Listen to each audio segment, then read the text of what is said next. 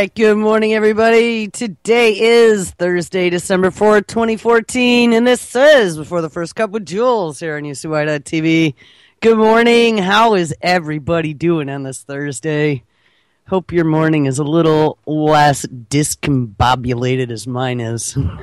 It has been one of those mornings, but you know what? I'm here, so that's all that counts. I managed about 20 minutes this morning of catching up on news because I actually managed 12. I went to bed at 8. I managed 12 hours of sleep last night, which is unusual, but it's good. I needed to do that. I think yesterday I talked about the last weeks of insanity between the sick kid, the family, the network being taken down by plug-in reindeer. So it's time to catch up, but I'm feeling all right. So hopefully today is going to be an energetic show. I want to share with you guys, actually, if I go hit the schedule, I made some schedule changes over the last couple days. I want to bring to everybody's attention so people don't go, oh, I didn't know that. So let's get that out of the way right now. So Tuesdays are new. Actually, no, we have most of the same shows on Tuesdays, but we do have a little bit of reworking on Tuesdays. Do not forget, Hammy and Nick are now on at 8 p.m. Eastern for primer time. So they slipped into the earlier slot, and I want to thank you guys for that. I'm hoping, they told me actually it works better for them. I'm hoping that they're telling me the truth. The issue, what came up was that Nick for Antimedia wanted to go 5 days, and their slot is 11 p.m. Eastern, and that was where Prepper Chicks was. Prepper Chicks was on a bit of a hiatus. So I messaged her and said, hey, do you mind if I give your slot to Antimedia so they can go 5 days, and then when you're ready to come back, 8 o'clock is open. I'll slip you in there. But I totally forgot, like half their roundtable's out of California, so that doesn't work out for them. So she said, do we have anything later? So then I hit up Hammy and I said, Hammy, I hate to do this, but would you mind if we swapped you with 8 so we could put Prepper Chick in at 10? And he's a great sport. He and Nick actually said yes, and I'm hoping all the feedback I got from the host was that the new slots actually work better for them. So please, I hope you guys aren't just yanking my chain to make me feel better, because I really didn't want to put anybody out. So 8 p.m. is now primer time. 9 p.m. is still G. Michael Hoff with his All Things Apocalyptic, so he got to stay where he was. 10 p.m. is Prepper Chicks After Dark Roundtable, and 11 p.m. is now the new 2 nights of Antimedia Radio with S.M. Gibson, and I'm sorry I don't remember the other host's name right off the top of my head, but I will tomorrow, I promise. I got to get with S.M. Gibson today. We're going to get them all set up on Skype, because we actually did it through Nick's Skype on Tuesday night, and I'm going to see if I can get them all figured out for how to take calls. I guess they're using Skype for Linux, so this should be fun. Though, you know what? JJ's got Skype for Linux, so maybe I can hit him up if I run into issues. Wednesday night, I think, is all the same. Yes, Thursday night, again, the 11 o'clock slot. We slipped in Antimedia, so we did have the week's rebroad of Off Grid Journey after Drew and Chuck. That is now going to be Antimedia. So tonight they're on as well. And then I think Friday's the same. All right. Couple more things I want to point out about the schedule. Saturday nights, we have a new show starting this week. It's called Jaded with Mrs. Kim O'Celli as a host. It's a roundtable. So I want people to call in and be a part. It is taking the place of where the old After the Last Cup is. So that should be pretty familiar to you guys. But let's not let happen what happened with After the Last Cup, where it was always the same, like 3 people every week. Nobody wanted to call in. That, I was trying to host that myself, and then it was just like after 5 days a week and running the whole network and then getting stuck with the show Saturday night, it was too much. Jimmy took it, and he did it for quite a while. So I'm hoping that you guys all participate. I think it'll be fun. 2-hour roundtables are good. And there's a few other things. So after Nick's show, now that he's 5 nights a week, I always feel, and I think I mentioned this in chat yesterday, I always feel such a letdown when Mae Brussels comes on. So I took a look at the programming to see what else we had that at least would be something to catch the attention of all these youngsters that come and listen to Nick's show. He's got a younger contingent. But, something that would be some good educational information maybe that people wouldn't necessarily hear. Because I know May's going to turn a lot of people off that maybe who hadn't been here before. So I stuck Libby in. So Libby now is running at midnight all week after Nick's show. So I think that'll be good. Her random replay, her episodes are great. And every single one typically has a really good interview in it with somebody who has some real knowledge about something. So I put that in. And then Saturday nights after Kim, I want everyone to stick around because we are going to run a random replay of Mr. Kevin Blanche for the Saturday night F-Bomb-a-thon. Should be fun. Paul's going to build us a little F-bomb tracker that goes up on the webpage. So every time you hear one, you can click a button. And at the end of the show, we'll all compare notes and see who got the most correct number. So, I don't know. Stay tuned for that one. It should be a good time. And then on Sundays, actually, I got to catch up with him after the show today. I crashed out yesterday, so I wasn't feeling too hot. I'm battling now this lung plague that my daughter had for 5 days. But, looks like Liam Sheff is going to be bringing his podcast here. I think I mentioned that yesterday. It's about, he's going to be dedicating it to non-traditional relationships. So it should be good. And I think I'm going to stick that on at 8 p.m. Eastern on Sunday following Dr. Simon. So that should be a great dovetail there, too.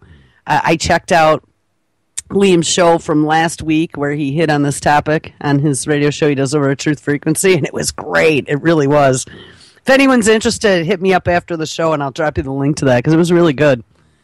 So, yes. Lots of stuff happening. I know, like in the middle of all this, that was the last thing I needed to do was to start reorganizing the schedule. But, hey, why not? But it's done now. I can't do any more before Christmas. Oh, speaking of Christmas, actually, I got to remember to let Liam know this because I've already set it up with the Truth of Girls and Dr. Simon. We are going to be hosting a fundraiser to help the Free Your Mind Conference. We did it last year as well. That is going to be on December 21st, which I believe is a Sunday. Yes, it is. They're going to be running a marathon. I think there's going to be 6 speakers doing shows. So there'll be 6 hours of shows from 5 p.m. Eastern until 11 p.m., up until Nathan's show. So that should be pretty interesting. I know that they're going to have some pretty big names that are going to come do an hour each. So, like I said, we did that last year, and we might have even done it the year before. It was interesting. It was a lot of new people that we haven't had on here as guests and stuff. So I think you guys will like it. It's only for one day. It's right before Christmas. We looked at the schedule and we picked a day that, was going to be convenient for everyone. And I knew that my hosts, I don't want to be preempting any of my hosts, but they were all very happy to take a week off with Christmas being like 3 days from then. So it gives them all some time to get their stuff together and not have to worry about a show. So that should be fun. So that's December 21st starting at 5 p.m. I got to get a page made. I think I actually still have that page made from the last one, so I just need to change the dates and the banner and everything. So, there you go. That's at least through the end of the month, and then whatever January brings, who knows? Maybe I'll go take a permanent vacation. Probably not, but sometimes I sure feel like it.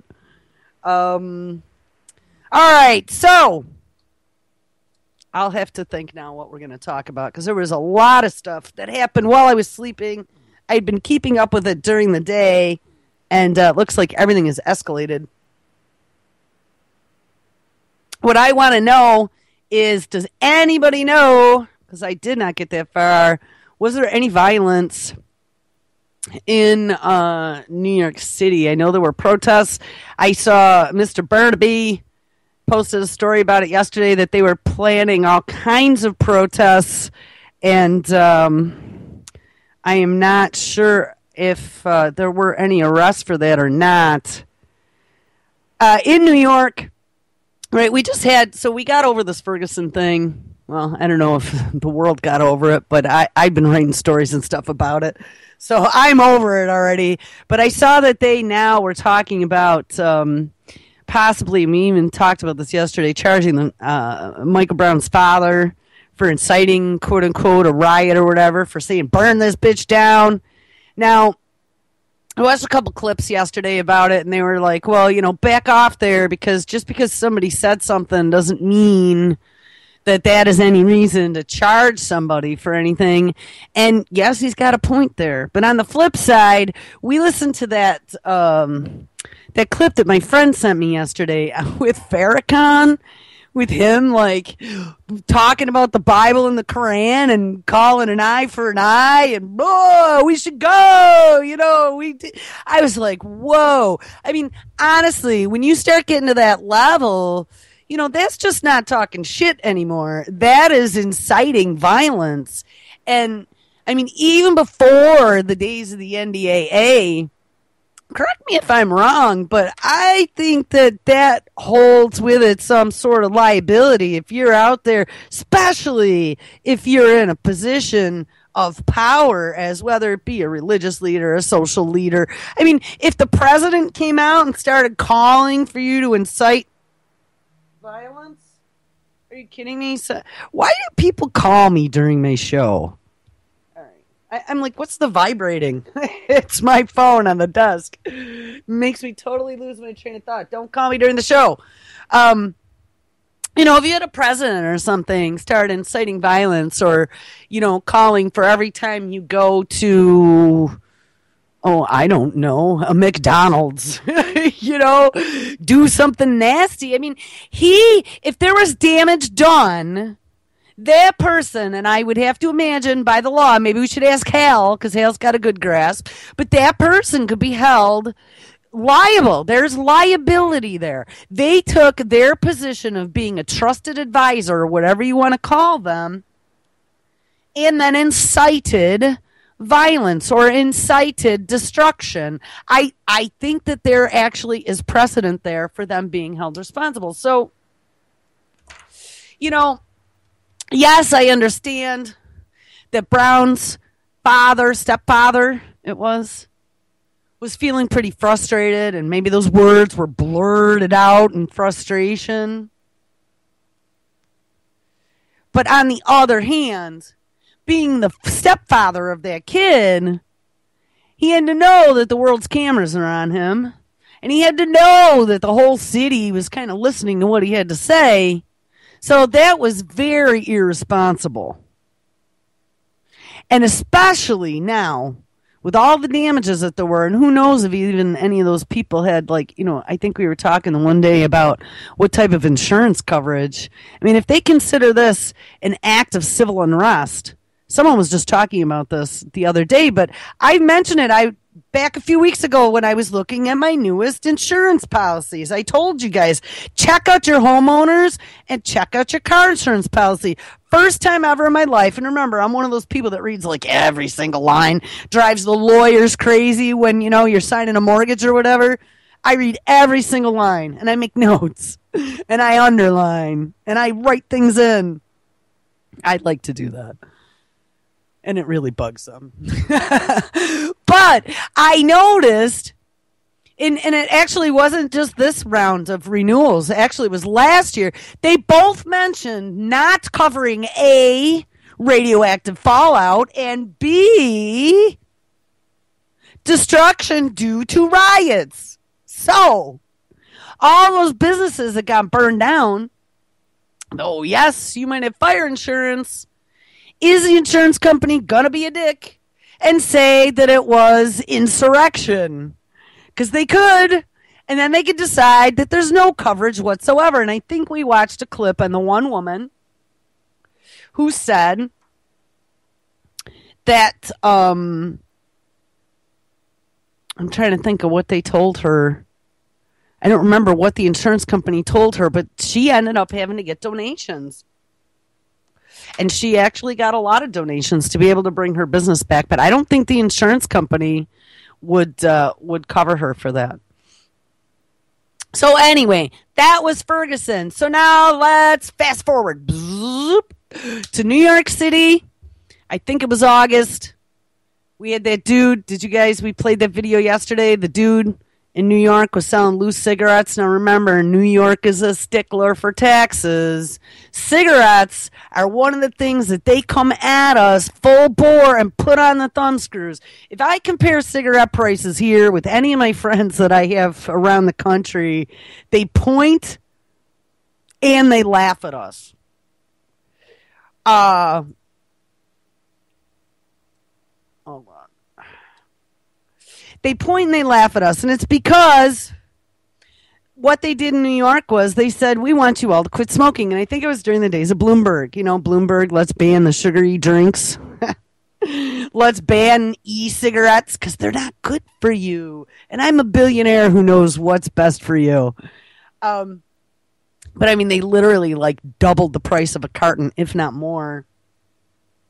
Now, CVS has stopped selling cigarettes, but before, when they were still selling cigarettes, they were $100 a carton. Now, I used to remember the days when I could go through the drive-thru at the reservation down the street from my parents' house, and you could get Marlboros for $10 a carton at the res. And here we are, fast forward 20 years later, and they're over $100 a carton retail. So, anyway, I'm just pointing that out because cigarettes are a big thing in New York. Go to New York City, you're paying at least $10 a pack. At least. I should ask my sister what they're going for at the deli now. I haven't been there in a couple years, but at least $10 a pack. And you don't have a reservation in New York City. Here we got a couple. We got one that's between Rochester and Buffalo. And then there's one that's down south of Buffalo heading toward the Pennsylvania border. There's probably a few more, but those are the two that I know of where if I, want to go hit someplace, I know where they are. But in New York, there isn't. So you're either not smoking or you're paying full prices for cigarettes. So this dude was standing outside selling single cigarettes. And I don't remember, either Zori or Lady Pitbull had said yesterday somewhere around them they sell single cigarettes. I've never seen that really here. Oh, in the casino, Zori said. I've never seen that here. I have seen the little 5-packers that they have, but I've never seen them sell singles. And remember, this is just a single guy. Now, when I would go to New York, I mentioned that you'd be going down into the subway, and there was always a homeless person trying to rip your cigarette out of your mouth, like before you dropped it to put it out, because you can't smoke down in the subway. They'd be grabbing it, trying to get the last, couple sucks off there. And, if they asked nicely, I probably would have been nice and just handed it to them. But there was this one dude. I used to go to New York a lot. My sister lives there. And she's been there since the 80s, So I was still in college. She went to school there, and I was still in college. So Heidi and I would go. Flights were cheap. They were like $99 round trip out of Buffalo. And we had a place to stay. So here we are in our early 20s. Let's go party in New York City. Why not? But we would go to New York, and every time I was there to get on the train out of Brooklyn to head into the Village, you would have to get on, I think, the G train. And you're getting on the G that's out of Greenpoint. You'd get on the G, and this little dude would be trying to rip your cigarette out of your face every single morning. And I'm sorry, but that pisses me off. So I'd never give it to him. I was kind of mean.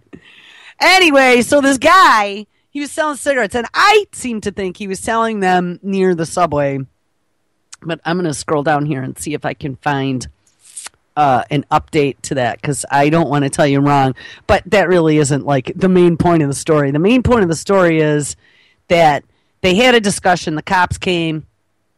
Now, remember, I told you New York is a stickler about taxes on cigarettes.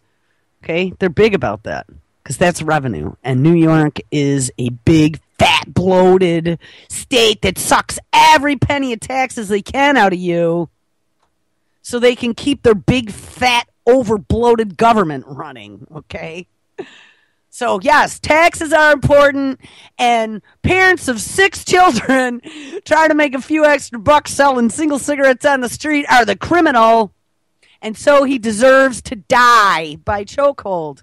Mind you, Bill Bratton, the chief of police in New York City, had already come out and said right after this incident happened in July or August, I think it was August, that the chokehold is not something that they allow on the NYPD.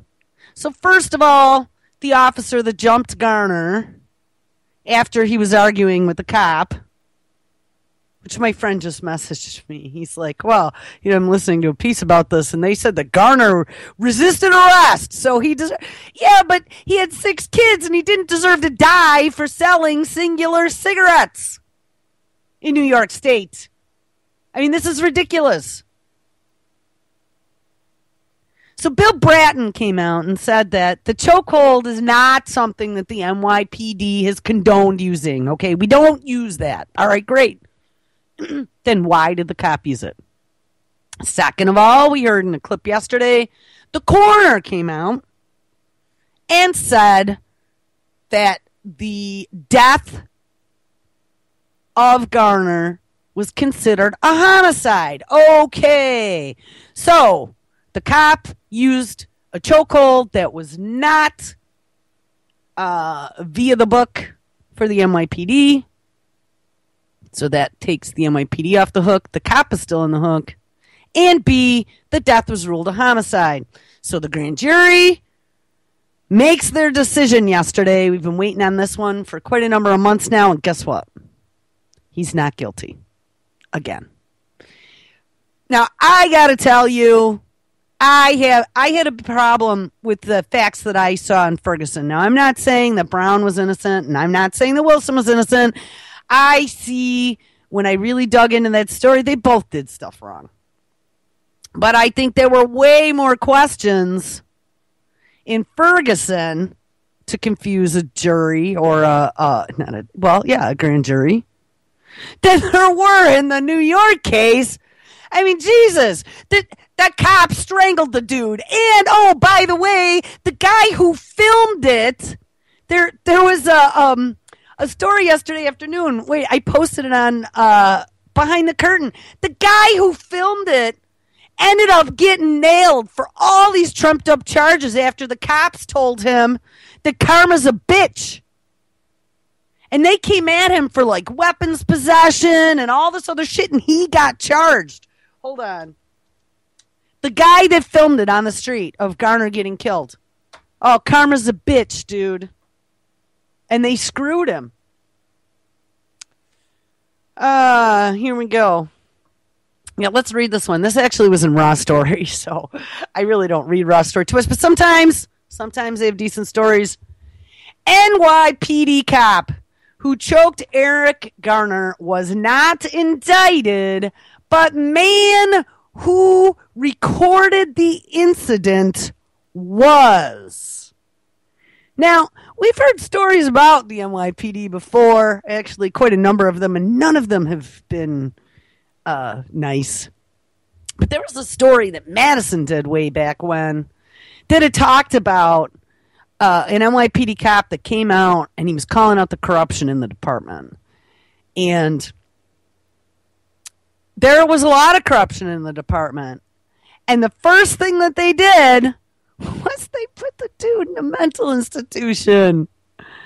I mean, there's a problem. And when you take a look at the fact that Microsoft built their entire surveillance center in New York, and we have New York Police Department that's armed to the teeth like they're an army. Don't you guys remember when Bloomy was in there? They had, what do they call it? I don't have a sidekick here today, so there's no one here to kick me when my brain isn't working yet. I've only had like 2 sips of coffee. Surface to air missiles. They have surface to air missiles in New York City mounted on the tops of buildings in case we ever have another 9/11-esque attack. Surface to air missiles. Stop and frisk, if you guys remember that. Ruled unconstitutional. That was under the last police chief. I just read something about that too. Because they discontinued stop and frisk, they were going to allow them to violate more liberties, but I don't remember what it was. I'll have to pay attention if I see the story that jogged my memory on that. All right, anyway, let me read this story. NYPD cop who choked Eric Garner was not indicted, but man who recorded the incident was. Go figure. While a Staten Island grand jury on Wednesday decided not to indict the New York City police officer involved in the death of Eric Garner, prosecutors were able to secure an indictment against the man who filmed the fatal encounter. Now, talk about a kick in the teeth. Talk about discouraging citizens from filming the police, which, by the way, is legal. Oh, you bad citizens, you film us, we're gonna fuck you over. I mean, this should not be allowed. This guy, like, there are laws in state labor law, and I thought maybe it was even federal law with whistleblower protections. When you come out and you are a whistleblower within an industry, you have legal protections for not being retaliated against, for not being fired because you opened your mouth. That was a big deal up at Hanford. You know, they had all those whistleblowers come out, and then all of a sudden they all got shit canned. I think there might actually be a case going on about that right now. And Hanford's in bad shape, guys. I need to call Heidi. I told you guys she headed up to Washington. I begged her not to. There's lots of jobs up there. But, I mean, you're talking like toxic. It is so beyond toxic at this moment. Oh, okay. So the news end. Apparently there were no riots in the protests last night in New York City. That's what I was waiting on. I didn't know. I hadn't seen anything yet. So anyway, there are potential whistleblower protections. Shouldn't that be extended to the citizen journalist through either whistleblower protections or just First Amendment? Aren't you protected as a journalist? Isn't that why protections for journalists are in the Constitution? Because the journalists keep the government in check. That's what JFK said.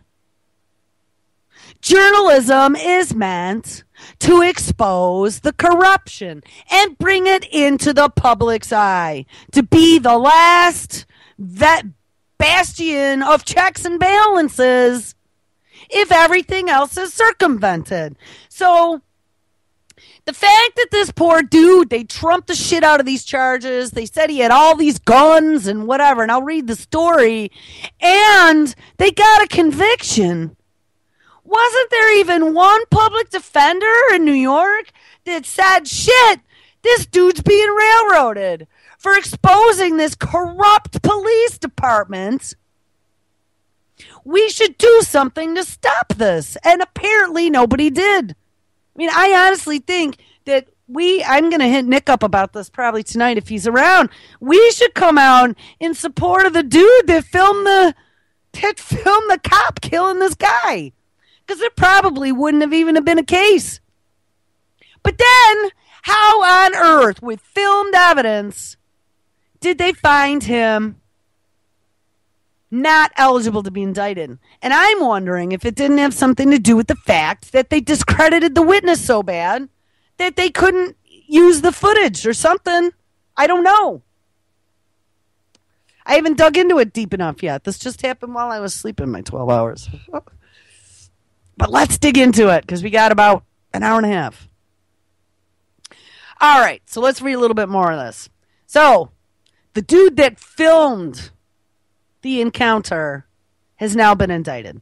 As the Staten Island Advance reported, that must be one of their local publications, 22-year-old Ramsey Orta was indicted this past August, 13 days after being arrested and charged with felony counts of third-degree criminal weapons possession and criminal firearm possession. Now remember, again in New York State, they passed all these effed up SAFE Act laws. New York City is different because New York has more stringent laws. But across the state, I mean, you could get criminal firearm possession just for having a 30-round magazine for an AR, which up until a year and a half ago were absolutely 100% legal in the state. Now they're not. And I'm almost thinking that it could even be a felony to have one. I don't know. Don't quote me on that. But I am pretty sure someone out there like JJ is from New York State that knows any better. Let me know. But I am pretty sure that somewhere along the way, I thought I saw that 30-round magazine is now considered a felony. Maybe not, but I know you get into a lot of trouble. They arrested people for it already. People that were going to sell their 30-round magazines, well, they said, and ended up getting stopped with them in the car. Not even in a gun, mind you. Oh, hold on one second. I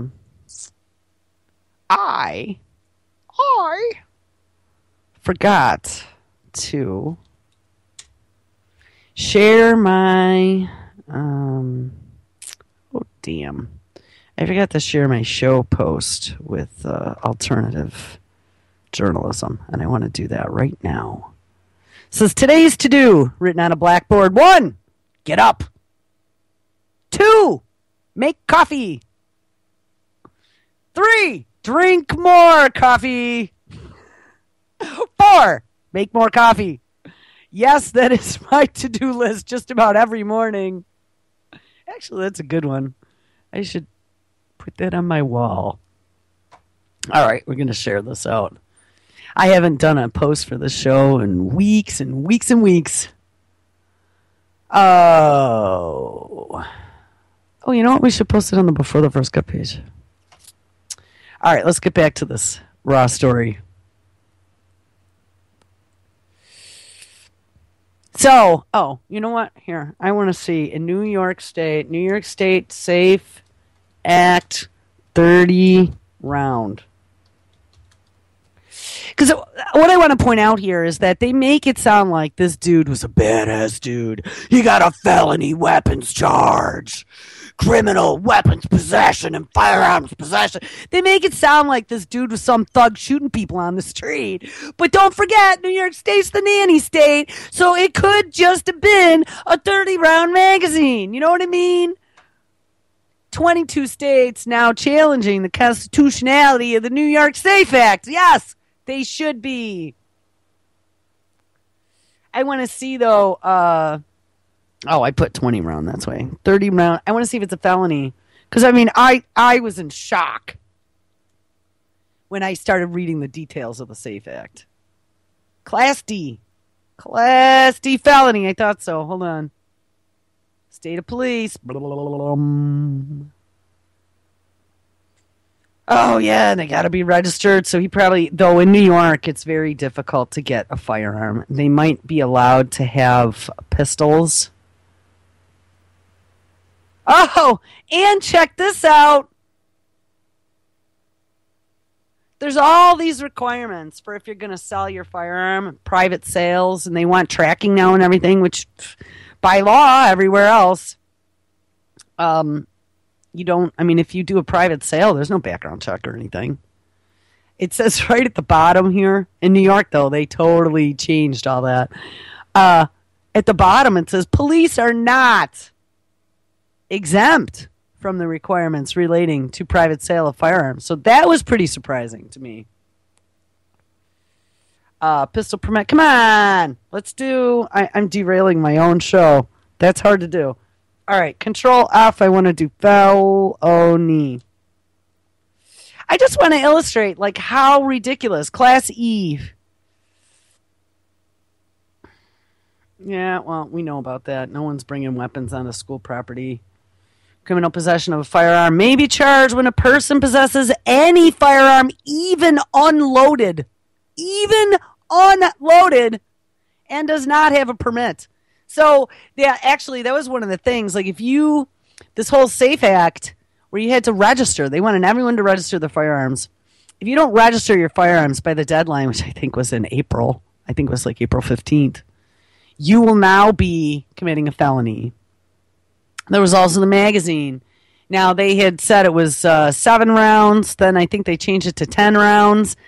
That, if you had more bullets in your magazine than what they allowed, that actually is a misdemeanor. But I'm pretty sure that those 30-round magazines, Class D, here it is.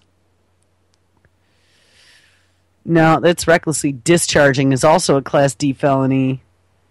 There's lots of felonies here. Straw purchases are also Class D felonies. Attempt to commit a crime, actually, they brought down 1 degree to make it a Class E felony. Oh, so that's nice. Drug trafficking is also a felony. Oh, yay.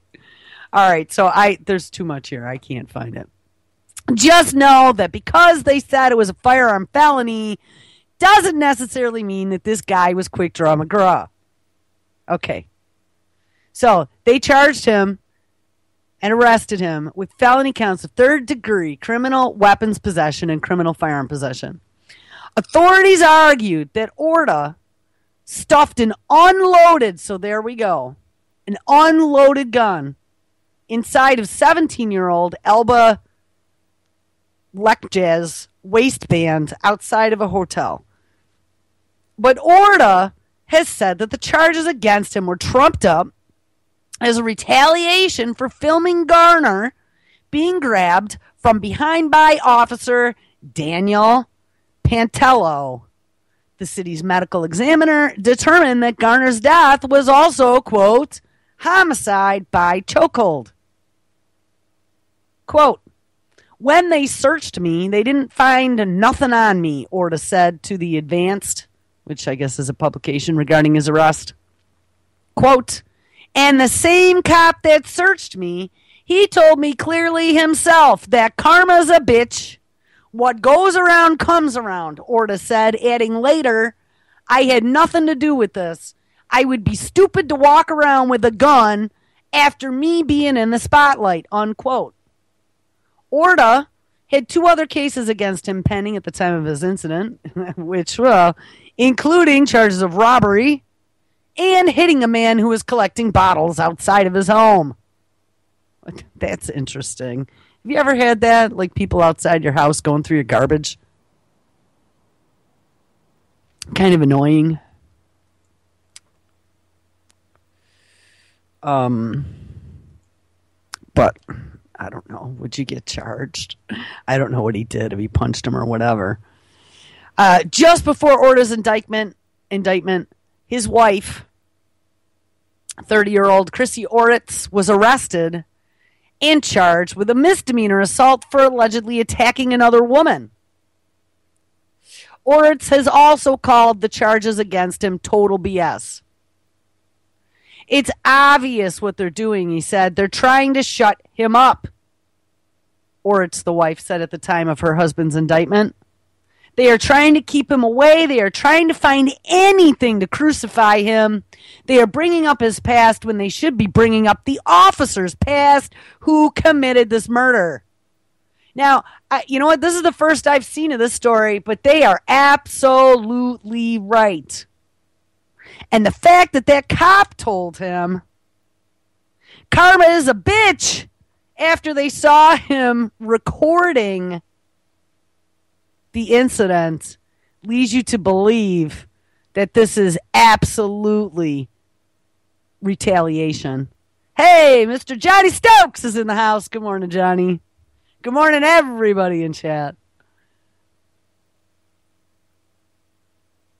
So, I don't know. Make what you will out of that. But that really kind of tweaked me when not only did I see that this dude did not get indicted in New York. Number 2 for 2. I mean, in the same week? When was it? When was the indictment? Wasn't it over the weekend? I don't know. All these days bleed together. Maybe it's the week before. So within a week and a half, 2 cops. First one, I don't know. I still have questions. I don't think either of those 2 in Ferguson were innocent little angels. I think they both did shit that they probably shouldn't have done. But this one was very obvious. All right, so I'm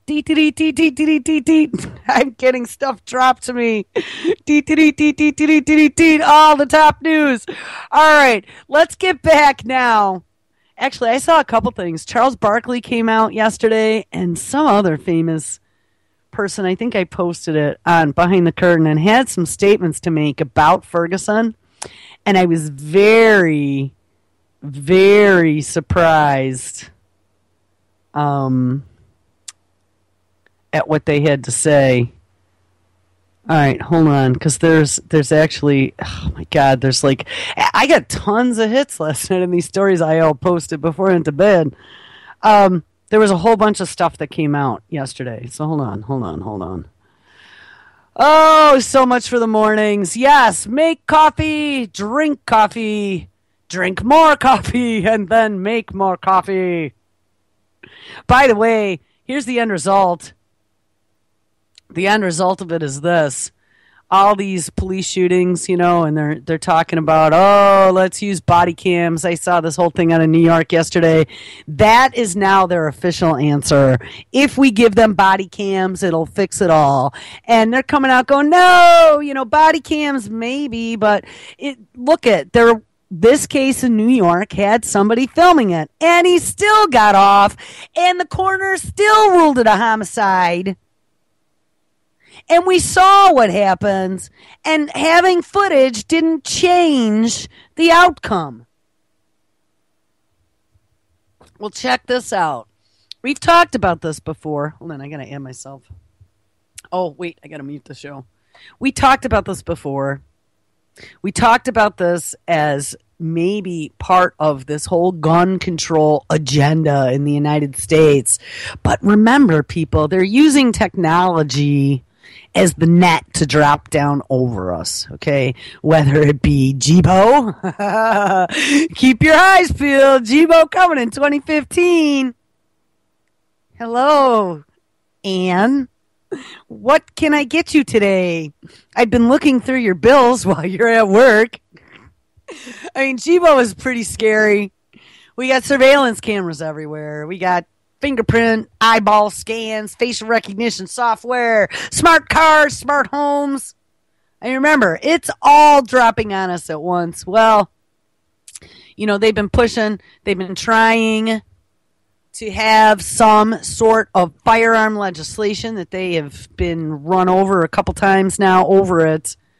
But one of the things that they've been working on is the smart gun technology. And here we go. This article, actually, this is a video out of CBS the other day. Smart guns could bring transparency to police shootings. Oh, no. Let's see what they have to say.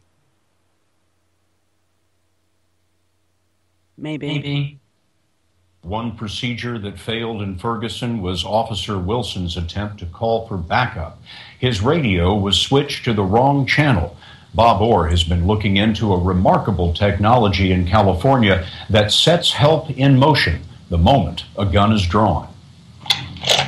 Deputy James Wright is a top marksman for the Santa Cruz County Sheriff's Department. He is also one of a dozen deputies, now carrying a 9mm pistol specially equipped with a small tracking module designed to alert headquarters whenever he unholsters or fires the weapon. It's high-tech backup for an officer who patrols without a partner.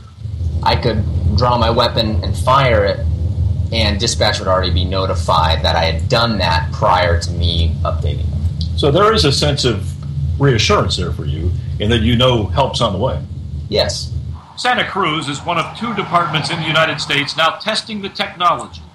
The system is simple, using the chip in the gun and the officer's smartphone It sends this yellow alert when an officer draws his gun, and this red alert when the weapon is fired. You can see how light that is. Jim Schott works for Yardarm Technology, the Silicon Valley firm that's developing the tracking system. When an officer uses their weapon in the field, they're not always able to call immediately on the radio, and we cut that response down to seconds. Schaff used an air gun to demonstrate how the technology works. This tells me the weapon's been fired and what time. It'll have the location, time, number of shots, all that information will be captured. Santa Cruz Sheriff Phil Wowak says the system may save lives, and it will provide a clear record of what happened in any officer-involved shooting. I'm going to stop this for a second because, it may provide a clear record of what happened. It's going to database it. It's going to put it on a map so you can see there were shots fired. But there are major questions over smart gun technology. Remember, you got a microchip now between you and the trigger. And if there was some sort of malfunction, now your firearm, and I'm talking not just for cops, I'm talking for anybody, but now your firearm isn't going to fire when you think it's going to fire. And trust me, if they're going to roll this out to cops, this is beta test number 1. The technology is going to be rolled out across the board eventually once they roll it out to the cops. And lo and behold, turn in all your old school guns because they don't work anymore. Lo and behold, we're not going to make ammo that works in standard guns anymore. I see bad things coming through this, and they're now going to use this police brutality stuff against us, that we're screaming about the lack of accountability in the police force, so they're going to go, well, here, we'll fix it then. Let's give all the cops smart guns. And like I said, once they get into the hands, and I know there have been a lot of firearm enthusiasts that have been screaming about this. Some of them require like a fingerprint. Some require a band around your wrist, so only the person who's registered to the gun can fire it. But I'm telling you, if this gets rolled out to the cops, that's phase 1. All right, let's hear a little more. Product will give us the ability to know the exact time that officer drew their weapon, the time between the drawing of the weapon and the firing of the weapon, and then the exact time between each individual shot. So this is not about tracking the actions of your officers or keeping some kind of database on how often so-and-so pulls a weapon. Not at all. Not at all. It really is about knowing when a person is engaged in a hostile confrontation and getting them the assistance they need to make that situation safe. Yes, but it's also going to be able to track anyone who is on these smart weapons as to every time you fire and how many shots you fire and where you are on a map. To me, that's very scary. No smart weapons. No smart anything. I like dumb.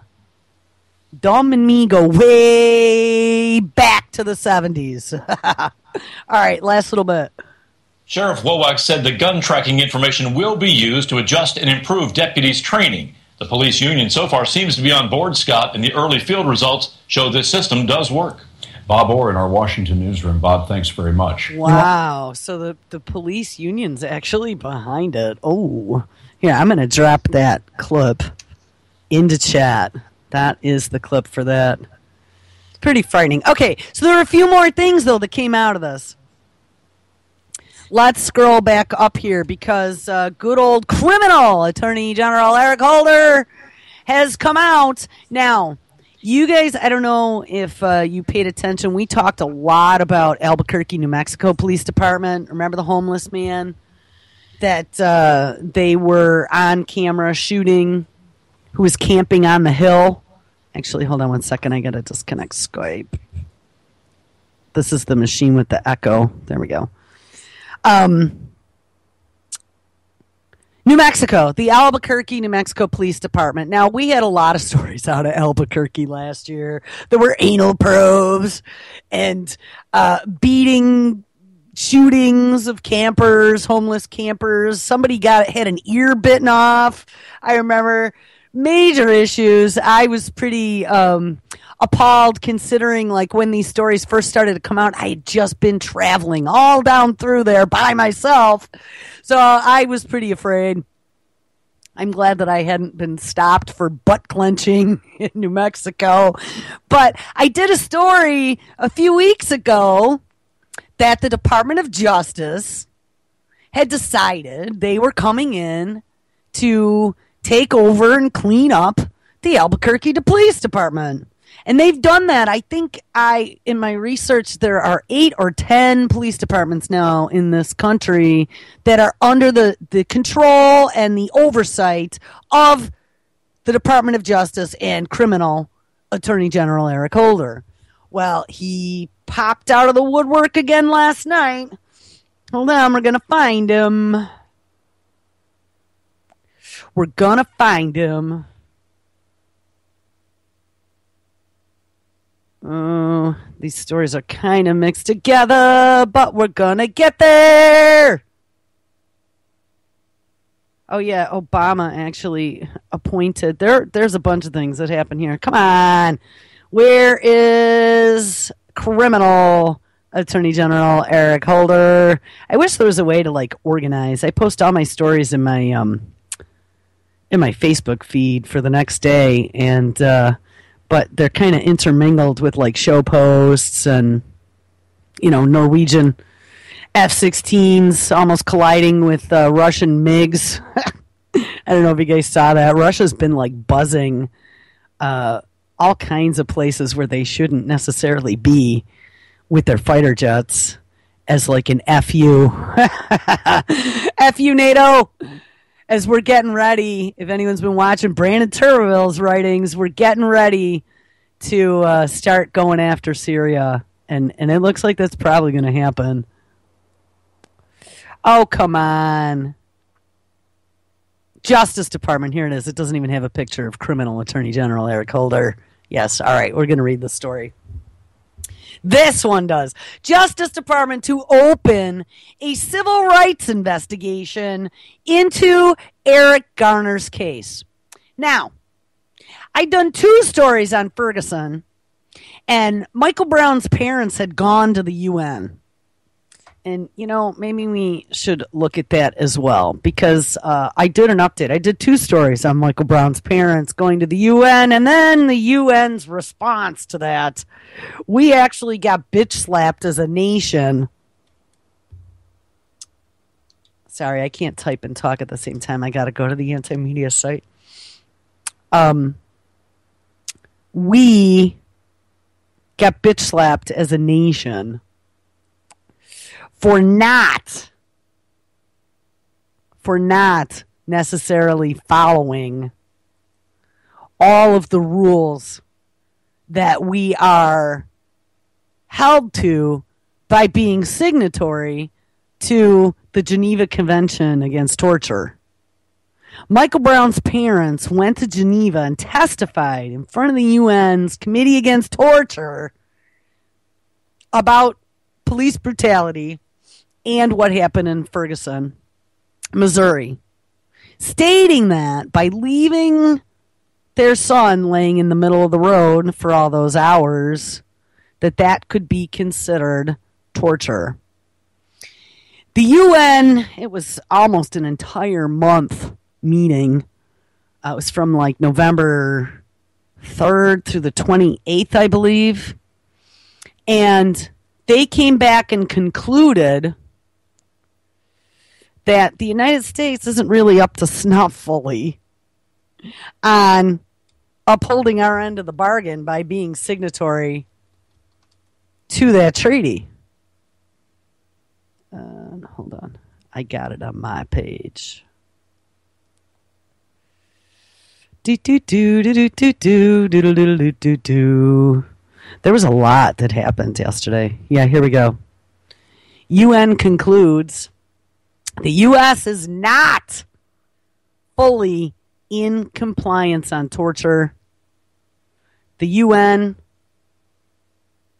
held its 53rd session of the United Nations Committee Against Torture, November 3rd through 28th, 2014 in Geneva, Switzerland, for which the parents of Michael Brown testified in regards to the treatment of their son at the hands of Darren Wilson as an example of the U.S. violating their adhesion to the treaty. The UN investigated and has found that the U.S. is not fully in compliance on torture, specifically the use of racial profiling and the use of force by U.S. police. Additional concerns include torture, abusive interrogation techniques, Guantanamo Bay, detention of immigrants, the death penalty, and botched executions, among other observations. This should be a wake-up call to all. Yeah, I read that to you guys yesterday. It actually does have the entire 15-page report at the end that was put out by the Committee Against Torture, bitch-slapping the United States. If anyone is interested in going through that 15-page report, I just dropped it in a chat. It is at theantimedia.org. It is titled, UN Concludes U.S. Not Fully in Compliance on Torture. And remember, I told you, I found that report, and I'm not even sure how it appeared on my desktop, but I had been drilling around in the bowels of the UN website yesterday or the day before. And there was nothing about this newest convention. I wanted to see the actual released report that came out from this month-long endeavor. There was nothing. And so I left the main page up and I went upstairs for my afternoon dinner nap. And I usually come back out here, I don't know, depending on what's going on that night. Show-wise, I'm out here by like 10 or 11 if there isn't, if there isn't something that I have to babysit earlier on. Some nights there are. Some nights I'm out here earlier. But I came out probably about 10 or 11. And lo and behold, I don't know how this happened, but open on my screen, so maybe the NSA helped me out. Open on my screen, it was literally on the page with the link to this PDF sitting there waiting for me to click on it. Honestly, I don't know where or how that happened. I didn't find it, but it found me. And so I embedded it. And I'll tell you what, I haven't seen any other articles that have had this actually embedded in it. I haven't seen anyone else post this report from the UN. I don't know, maybe there are now, but not 2 days ago. There sure as hell weren't. And I don't know how it showed up on my desktop. So maybe there's a leaker on the inside of the NSA. It was just kind of bizarro. But hey, I'm not arguing. So I just dropped that link to you guys. All right, so now let's get back. We're going to get back to the Justice Department. Where did I put that story? All right. Justice Department. So Justice Department opened a civil rights investigation in the Eric Garner case, which is now the New York City case. Now, mind you, in Ferguson, there is a Justice Department investigation that is going on because of this. The Justice Department has also taken over, like I said, the Albuquerque Police Department. So now, and I mean, what makes me so sick about this, good old criminal Attorney General Eric Holder, the head of the law of the land, is the most corrupt of them all. Fast and Furious mean anything to you? Gun running? This just angers me beyond belief. The U.S. Justice Department announced that it is opening a federal rights investigation, which what kills me is that this is probably all going to be a big freaking joke. It's opening an investigation, a federal civil rights investigation into the death of Eric Garner, who was killed by a chokehold at the hands of police. U.S. Attorney Criminal, U.S. Attorney General Criminal Eric Holder made the announcement Wednesday evening in the wake of a grand jury decision not to indict the police officer responsible for placing Garner in a chokehold. The investigation will consider whether or not police violated Garner's civil rights. Police fucking killed him, and it was ruled a homicide. How is that not a violation of fucking civil rights? I just can't even believe this.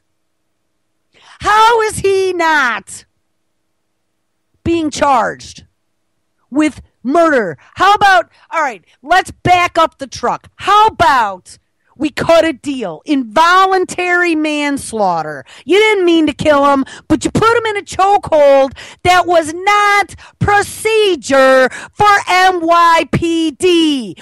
That right there, he should be held fully responsible. Some other bullshit taxpayer financed now inquiry into whether or not this guy's civil rights were violated. There is not a question. He was murdered for selling fucking cigarettes on a New York City street.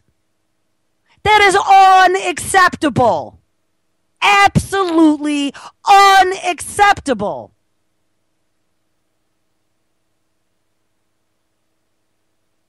Prosecutors will conduct an independent, like the way they word this, independent, thorough, and fair investigation, Holder said, including, quote, a complete review, unquote, of material gathered during the local investigation.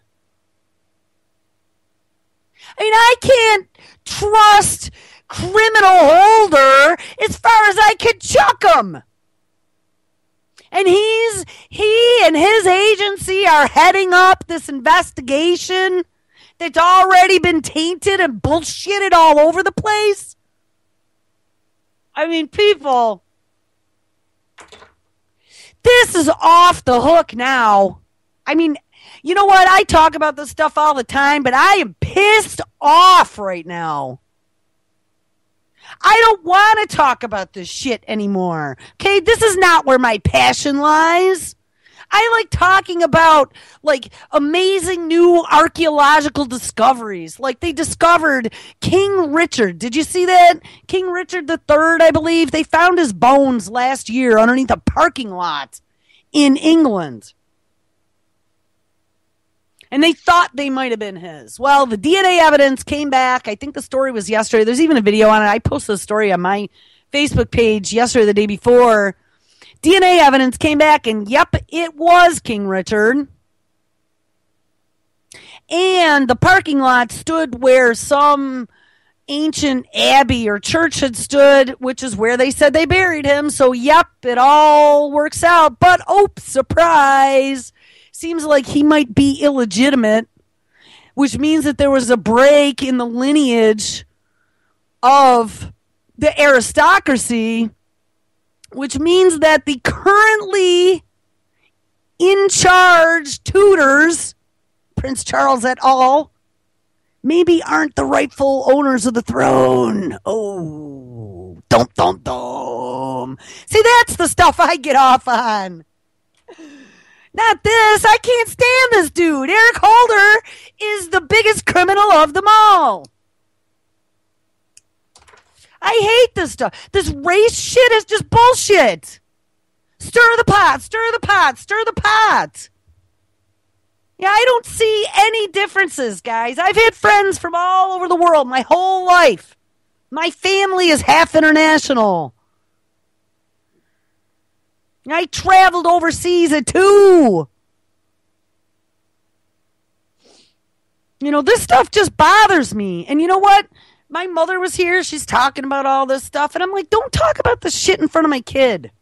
Because you know what? I don't want... What this is doing is taking race wars in particular, something that really kind of settled down. And I don't know. I mean, there are people out there that follow this, and I get irritated with people like this. We were on an old network where there was one guy that's all he talked about. Every piece of news was, you know, oh, look at this, and everything was about race. And I'm like, you know, will you get off it? How about we get over that? Okay? Because there's fucktards in every race and religion. I don't care what you are. If you're a fucktard, don't talk to me. But if you're not, and you're a good person like the majority of us are, I really don't care. And you know what? As a matter of fact, I find it highly interesting that you grew up in a different culture than me. Let's sit around, have a few brews, and talk about it. Why don't you tell me about what your Christmas is like, and I'll tell you what my Christmas was like, or your Hanukkah, or your Ramadan or whatever the hell you celebrated. I like doing that. I'm all about sociology and archaeology. I enjoy that stuff. Learn something new every day so you don't get stagnant. But by putting this stuff in the headlines, by ripping open old wounds, we are now taking a new generation of kids and we are trying to force that shiv again between different groups to show them that we might be different. My daughter didn't realize that she was different from anybody. You know what? This is the way I always looked at it as a kid. I had kitty cats. I always have had kitty cats. And I have a kitty cat who's black, and I have a kitty cat who's black and white, and I have a kitty cat who's tabby, and I have a kitty cat who's calico. And I do. But that doesn't make any of them any less a kitty cat. They're all my kitty cats, and 3 of them have short hair and 1 has long hair. And you know what? I love them all. And I don't look at one of them and go, oh, I don't like you because you're a black and white kitty cat. Why should that be any different for people? And I mean, I have my orange cat. I don't know, did I mention the orange cat? The orange cat I don't care for as much as the others. But do you know why I don't care for the orange cat? Not because he's orange. Because he's an asshole. He pukes on things. He's the one, when he sees a little rug sitting up, he decides and he's going to go drop me a turd for a gift. That's why I don't care for the orange cat. Not because he's got orange fur. All right, I'm going to get off that soapbox. Let's get back to criminal. Attorney General Eric Holder says in order to bring charges against New York Police Department officer Daniel Pantello, the Justice Department will need enough evidence to prove beyond a reasonable doubt that Garner's rights were violated and that Pantello, however you say his name, did so willfully. So what a bullshit investigation this is. It's civil rights in regards to selling cigarettes. How about his civil right to be alive? How's that? How about the civil rights of the dude that was filming it that was told karma's a bitch? Who got indicted? Garner was killed in July when multiple officers targeted him for selling loose, oh, here we go, untaxed cigarettes. Remember I told you, in New York, that's a death penalty. The 43-year-old Staten Island man was placed in a chokehold by police who tried to arrest him, then taken to the ground. Mind you, remember the guy had 6 children who now no longer have a father, and the cop wasn't indicted. So it makes me wonder whether or not, if he wasn't indicted, does that mean that the police department is off scot-free? I believe it does.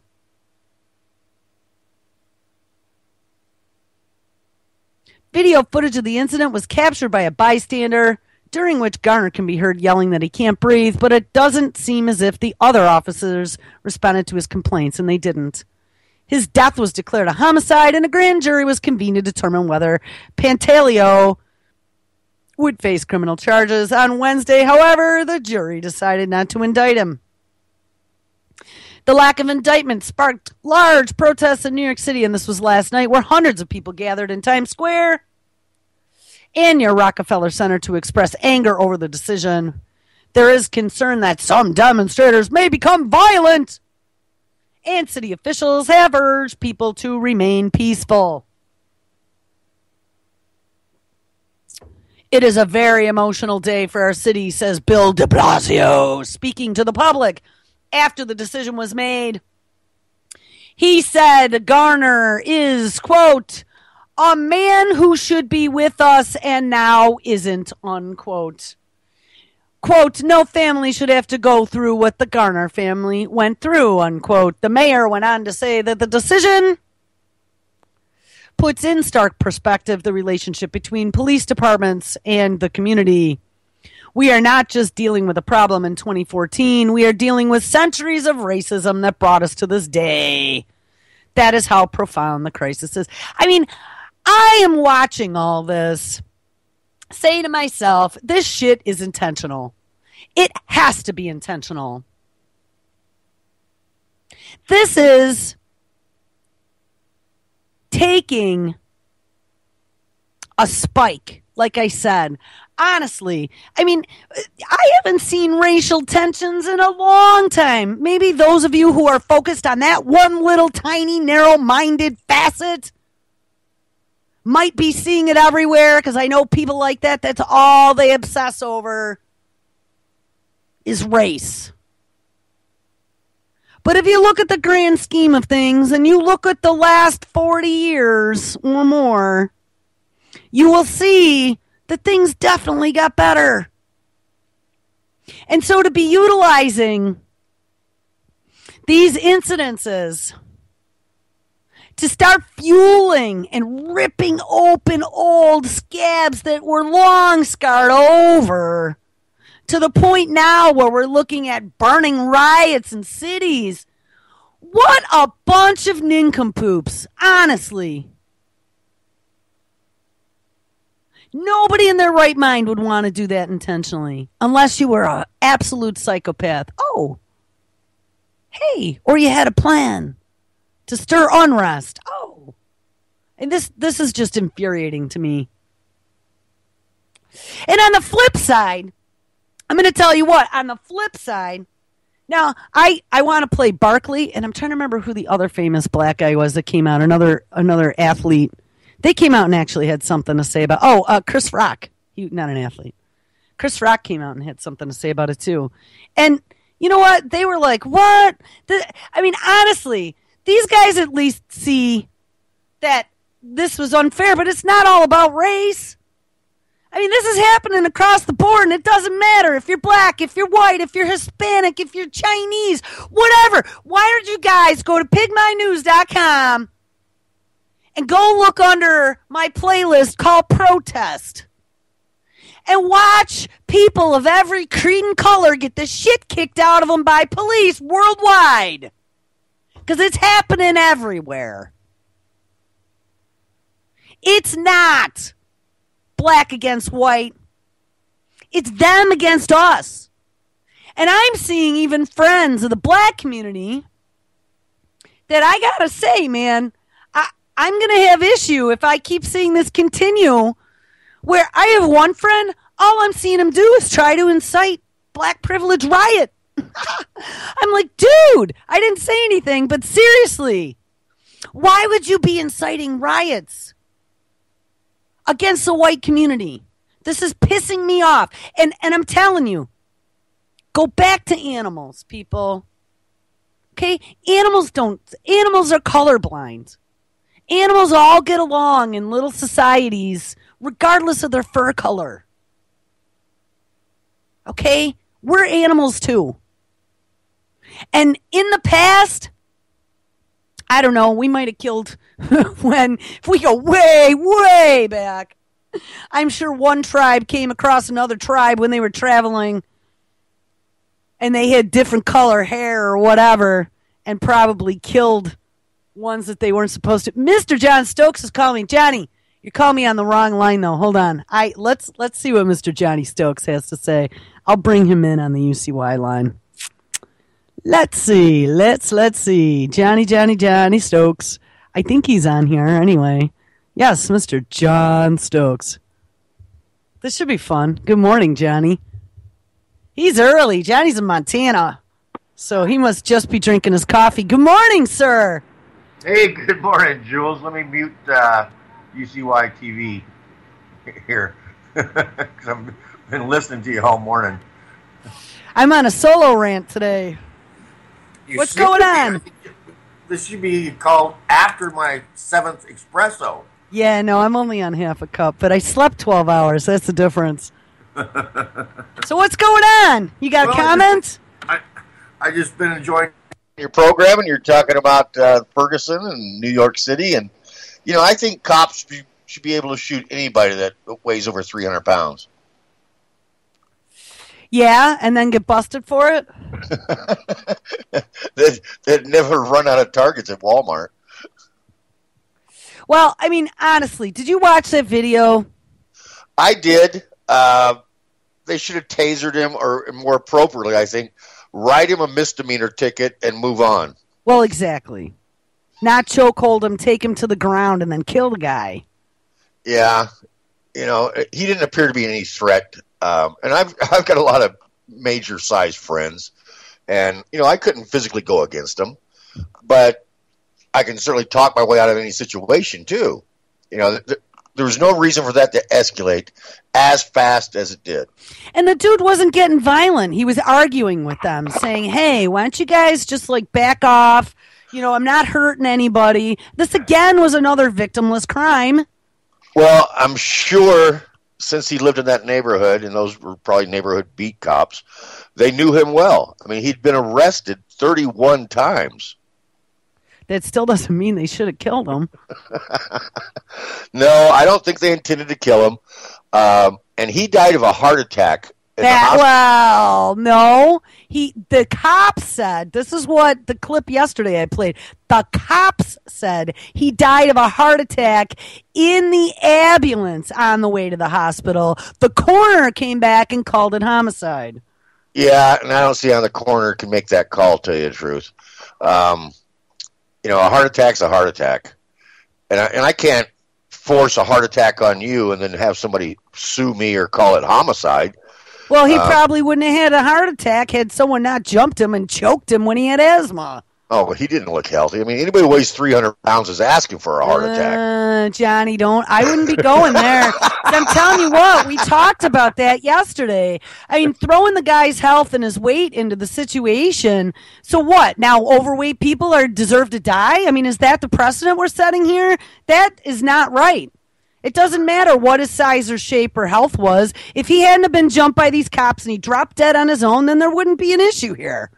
But you hit on it earlier. The cardinal sin was selling tax-free cigarettes. Well, in New York State, yes, that's a big deal. They've been warring with the Indians for years over that.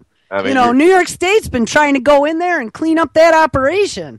But, that's gone on for eons. When you cheat the king, the king's men come after you. Right. And that's exactly it. Yeah.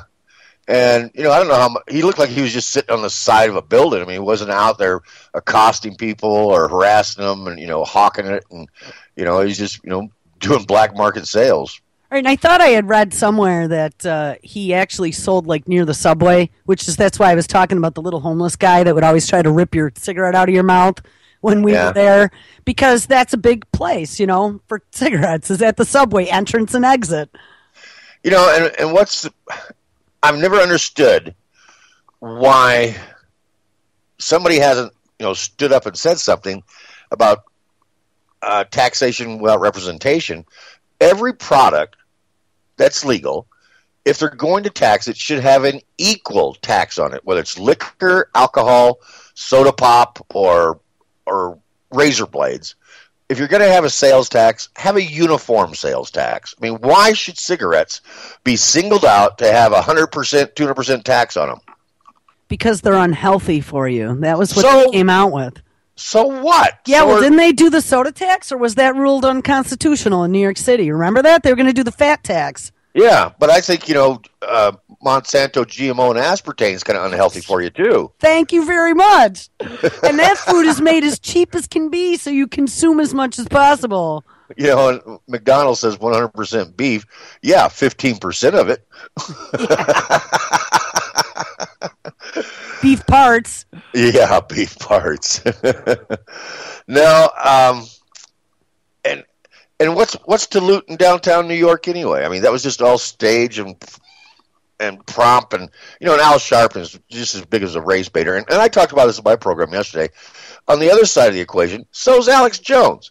He whips these these wannabe patriots and constitutionalists and militia people into a frenzy, whether it's at the Bundy Ranch or at a Second Amendment rally in Austin.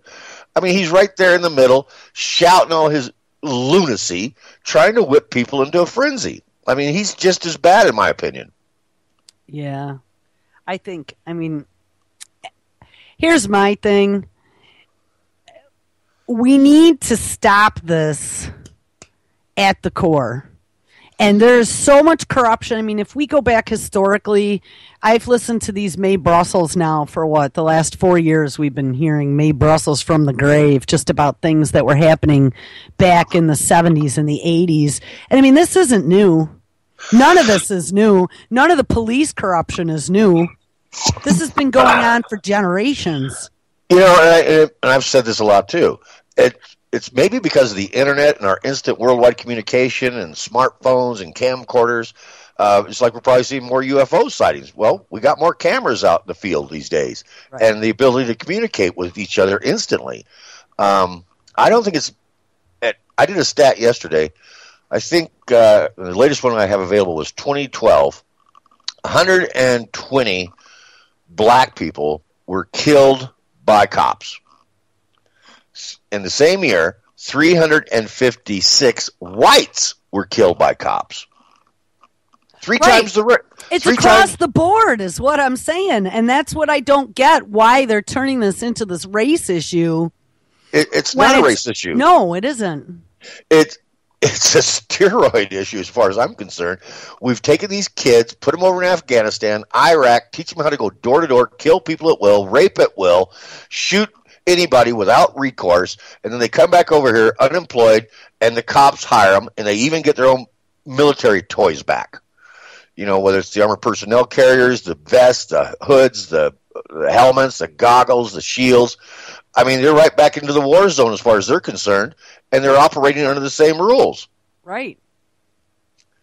I mean, I've been scared a few times because we've got a what they call a roving squad up here in Montana, and we got our local guys. I think we have six cops in my county, and that's all for all shifts. So, and we get along great with them. You know, they help us, we help them, and I don't have one sitting at my mailbox. There's no crime in my neighborhood. Everybody's got a gun, and you just don't rob people or rape or screw around.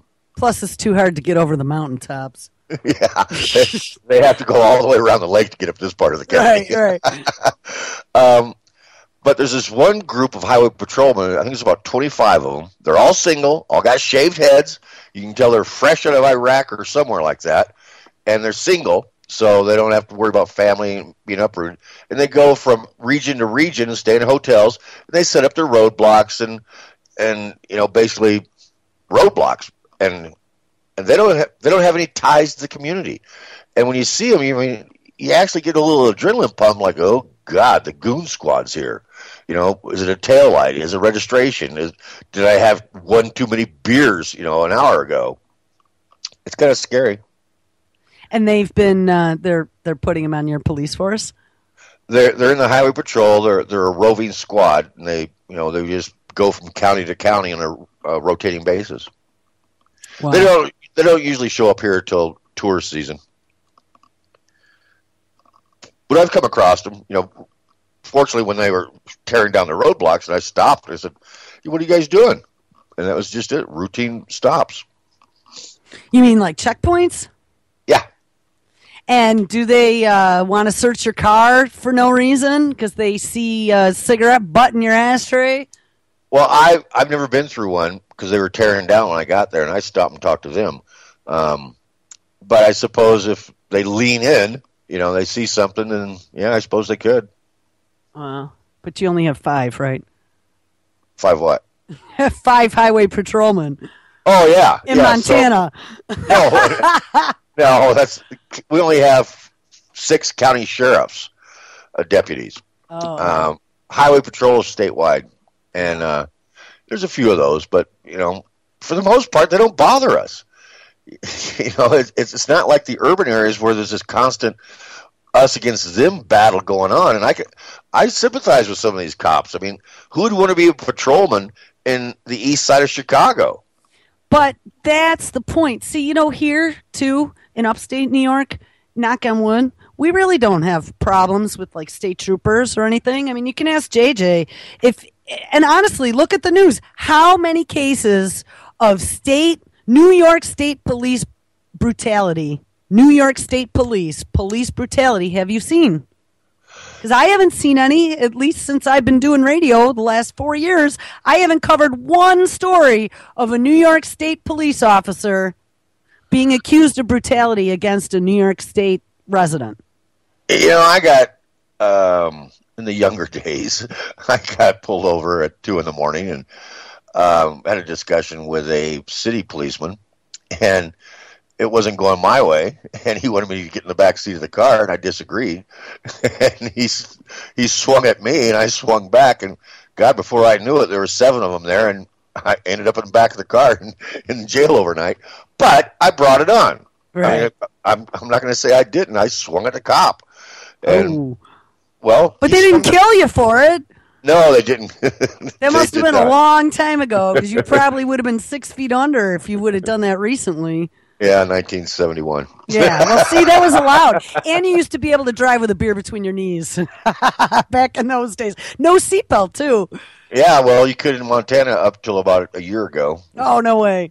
Yeah, in fact, they even relaxed it. I think the legislators got arrested, so they changed the law. Yeah, you can get off work and have a beer and come home with it between your legs, or go deer hunting and crack a cold beer on your way home.